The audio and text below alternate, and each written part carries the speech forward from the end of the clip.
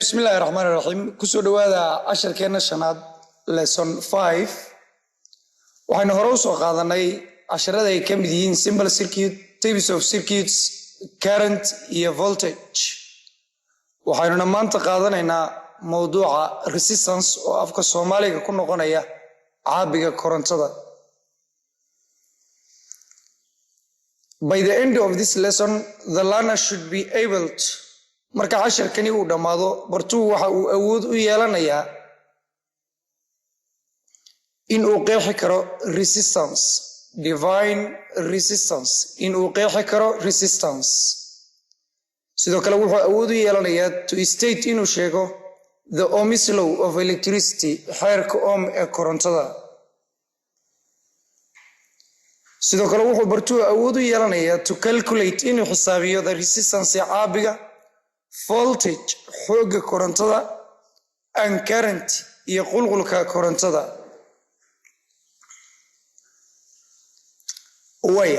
Resistance. Ereygan resistance afka Soomaaliga waxaa lagu yiraahdaa caabi. Waa caabiga korontada dabcan. Haddaynu u fiirsano sawirkan awoodda dabka dhaqaajinaysa waxaan ku magacaabaynaa voltage. waxa la dhaqaajinayo waa current. halka aan calaamadaynay awoodda ka hor imaanaysa ee conductor-ku uu leeyahayna waxaan ku magacaabaynaa resistance. marka resistance waa awoodda shaygu isaga caabinayo korontada isaga dhex maraysa. haddaba resistance taariifkeeda waxaan leenahay resistance oo R loo soo gaabinayo dabcan. waxaan leenahay is the opposition, waa awoodda ka hor imaanaysa, opposition overrid by conductor, waa awoodda caabiga uu bixinayo conductor to the flow of electric current, taasi oo uu kala hortegayo qulqulka korontada, flow of electric current passing through it, korontadaasi oo shayga gudbiyaha ah dhex maraysa. awoodda conductor-ku uu kala hortegayo ee dabka uu ku caabinayo ayaa waxaa la yiraahdaa resistance. The SI unit of resistance, albeega caalamiga ee resistance-ga lagu cabirayo is ohm. ohm ayaynu oranaynaa. ohm dabcan calaamadaynu soo gaabinaynana ama unitkan calaamadda loo soo gaabinayo waa sidan.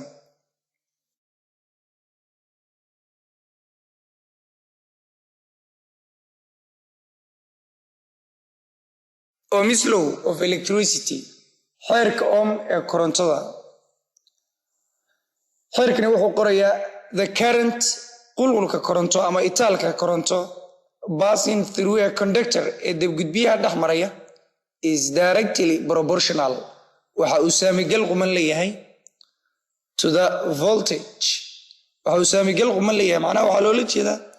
haddii voltage-ka la kordhiyo current-guna ereyga dabcan voltage waxaa loola jeedaa potential difference, kay danabis dheerida. An inversely proportional, current-gu wuxuu inversely proportional leeyahay, wuxuu saamigal rogaal leeyahay to the resistance. anadu waa maxay inversely proportional? waxaa laga wadaa haddii resistance-ga ama caabigu uu kordho current-gu waa yaraanaya. haddii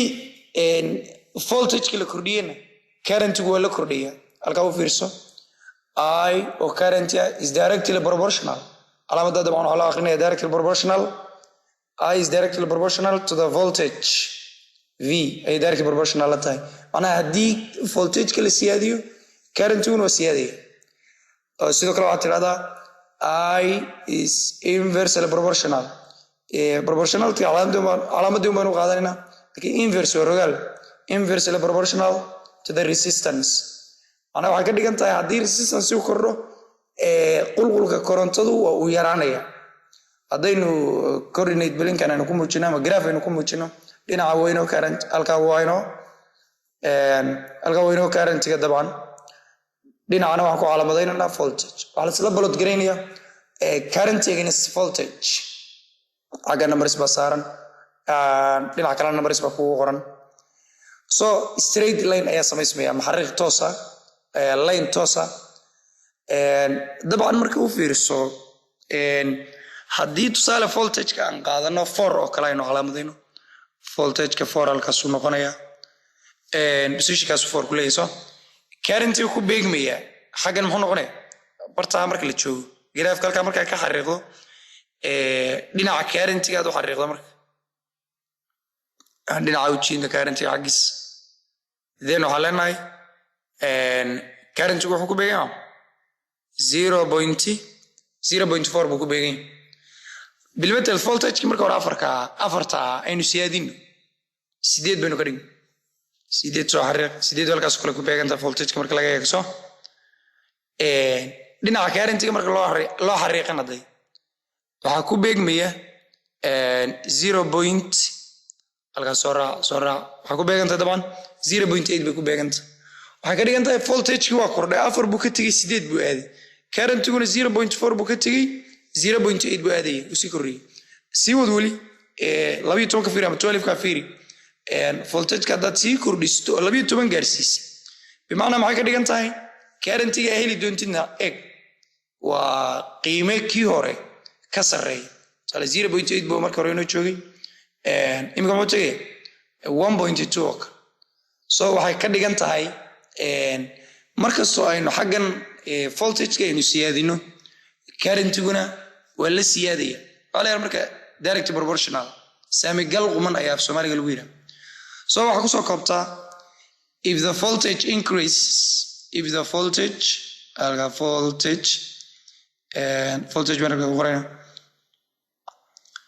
the voltage increases haddii voltage-ka la kordhiyo if the voltage increases the current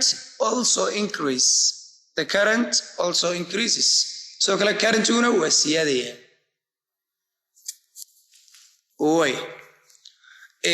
waxaan u qiiminaynaa ohmic iyo non-ohmic conductors look the graphics below fiiri sawiradan sawir koowaad waa straight line sawirkan xoogaa curve waa ku jira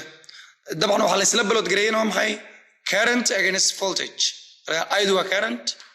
v-duna waa voltage kana sidoo kale oo current iyo voltage kana waa maxay current iyo voltage so marka ka koowaad kale waxaan ka soo qaadaynaa wire resistances kan labaad waxaan ka soo qaadaynaa filament lamp bulb oo kale globe oo kale kuwa waa maxay waa laba wire oo kala duwan wire koowaad iyo wire labaad so waxaan kusoo gabagabaysaa qaybtan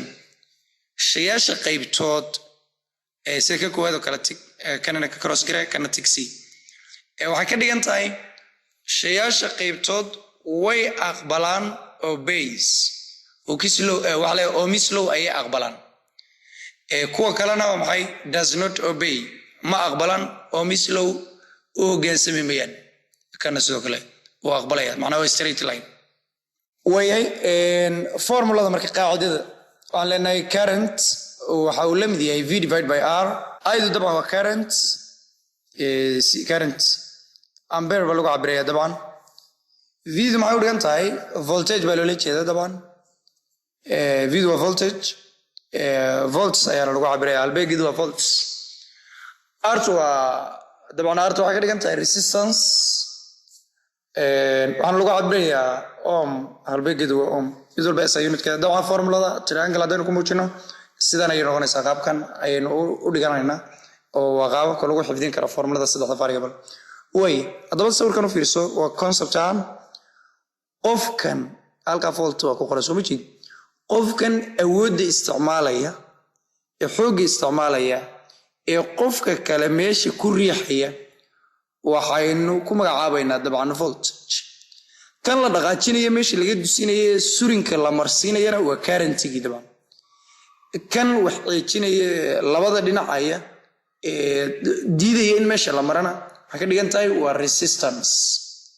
so resistance marka waa caabiga korontada leh qulqulka korontada awoodda ka hor imaanaysa ee yaraynaysa qulqulka korontadu direction-kan u soconaya dabcan halka resistance-iguna uu yahay caabin awoodda ka soo horjeeda dabcan lidka ku ah waayahay example-keena koowaad waxaan haysanaa current of 0.5 ampere iyo voltage gaaraya 12 volt source وأنا حسابيننا resistance solution أو حالكي طبعا given محينو هيسانا وانت محينو دورينا هنا نسوا صارنا أنا هيسانا I is equal 0.5 ampere واتاكوري هالكا وقنوغو سيدو كلا وحيسا V is equal 12 volts وحاقا فيريدنا ودايستا وانت طبعا resistance R هي اللي قاعد دونية R وحلقو إليها V divided by I okay labiyo loo qeybiyay 0.5 oo la mid ah 24 maxaan raacinayna marka halbeeg oo maadaama ay resistance tahay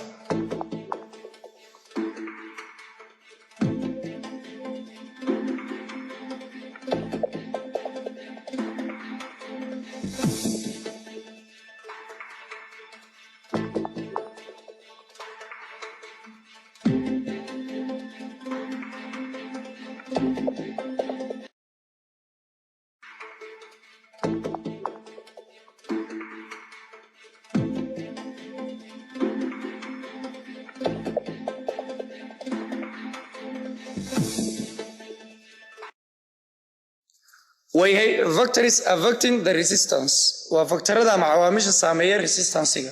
هو هرية لينك ديرك وفيرسي لبدن فيلو ميدان تسالان كسو قادنا إني تاي كوبا وير إيه فيلو دان كله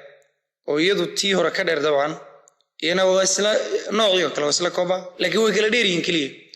ميدو هروح لنا هو low resistance تان short جاي و low resistance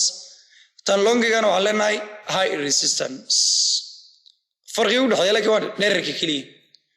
okay thickness xagga dhumucda marka la fiiriyo fiiladan isla ka soo qaad inay tahay koba laakiin waa thick wire tan waxaan leenahay waa thin wire iyana waa isla koba waa isla noocyo kale laakiin waa kala yariirin kaliya midda koowaad ee thick waxaan leenahay low resistance halka tan ay tahay high resistance waa sababta keenta marka haddii korontada meel fog in la gaarsiiyo la rabo loo isticmaalo thick wire guryaha iyana waxaa loo isticmaala kuwa yaryarka fiilooyinkan thin wireka dhuudhuuban ayaa loo isticmaalaya factorka saddexaad wuxuu noqonayaa nature of wire nooca fiilada dabcan nature of wire ama type of wire dabcan ودي كريس نوع ماتيريال كوياي سلام كان في لدنا هنا اسمه كوباير تنو ايرون اوكي لبدني وفيرسو ديرك وسكليجين هو 1 متر 1 متر حق ديرك وسكليجي حاجه ثيكنس كان وسكليجي او تسالان كسو قان ثيكنس كلغا waxa ku kala 0.5 cm oo kale iska tusaalawn iyo xaggan ku calaamadayna 0.5 cm oo kale loo dhumucdina iska leegi dheerkiina iska leegi laakiin maxay kala duwan yihiin jinsiga oo midna waa copper midna waa maxay iron way maalana tan hore low resistance tan macnaheena high resistance oo kala duwan yihiin soo mar okay badana iron طبعا low resistance ma laakiin waa markii loo barbar dhigo copper markii loo barbar dhigan ka wada waxa ugu horeeyo number 1 waa silver numberka labaad xagga resistance waxa soo gelaya copper soo gelaysa طبعا qodobka afraad ee ugu dambeeya waa temperature-ka u fiirso labadan fiilo tan waa copper wire tan waa isla copper wire waa isku nooc sidoo kale xagga thickness-ka ama dhumucda cross sectional area waa isaga mid nalga tira 0.5 centimeter at 0.5 centimeter alga tan waxaan 0.5 centimeter dhererka isaga mid waa length-ka waa 1 meter xagana 1 meter laakiin labadan fiilo farqiga kaliya u dhaxeeyo waxa weeyaan xagga temperature-ka midna waa 20 degree midna waa 100 degree tan waxaan leenahay waa hot way kulushahay taana waxaan leenahay waa cold way qabowde marka waxaad tiraahdaa midda hore ee coldiga ee qabow waxaad tiraahdaa waa low resistance midda dambe ee hotkana waxaad tiraahdaa waa high resistance iyana saas noqonaysa laakiin tan waxa qodobkan wuxuu ku saabsan yahay temperature-ka laba dhinac baynu ka eegaynaa waxaanu ka eegaynaa conductors-ka marka la yidhaahdo markastoo temperature-ku bato resistance-guna waa badanaya but in insulators laakiin marka laga hadlayo insulatorka shayyaasha dabcan ma gudbiyaasha markasta oo uu bato temperature resistance-goodii hoos buu u dhacayaa